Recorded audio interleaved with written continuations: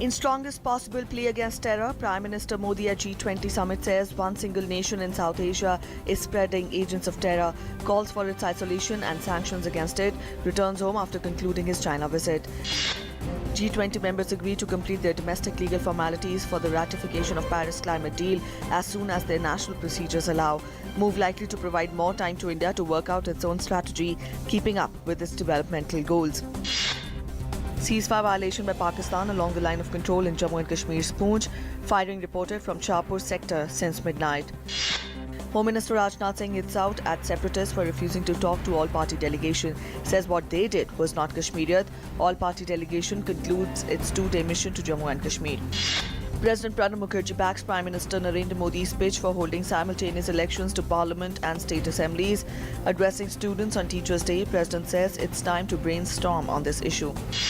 Yet another embarrassment for Aam Aadmi Party after Sandeep Kumar's sex scandal. Senior party MLA Devendra Sehrawat makes sensational allegation, claims party leaders soliciting sexual favours to dole out tickets in Punjab. National Commission for Women summons Aam Aadmi Party spokesperson Ashutosh for his controversial blog in which he had defended Delhi Minister Sandeep Kumar over an objectionable CD. NCW asks Ashutosh to appear on September 8th. Supreme Court agrees to hear pleas seeking setting up of a public body independent of the executive and judiciary to ensure fair appointment of judges in high courts and the apex court and check nepotism. Hearing on the 12th of September. Urjit Patel has assumed charge as the 24th governor of RBI. Key challenges he faces include controlling inflation and deep surgery to clean the balance sheets of public sector banks from bad loans. Special investigation team on black money asks RBI to establish institutional mechanism to track illicit financial flows and share data with other law enforcement agencies like Enforcement Directorate, DRI and CBDT. Afghanistan capital Kabul rocked by series of blasts, at least 24 people killed and over 100 injured. President Ashraf Ghani strongly condemns carnage and offers condolences to the families of the victims. No group claims responsibility. In Syria, over 48 people killed in bombings in mainly government-held areas. Attacks included 6 suicide bombings and 1 remotely detonated blast.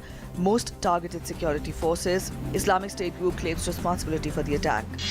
US President Barack Obama asks China to restrain itself from worrying its neighbors in the disputed South China Sea region. Warns China of consequences due to its aggressive behavior.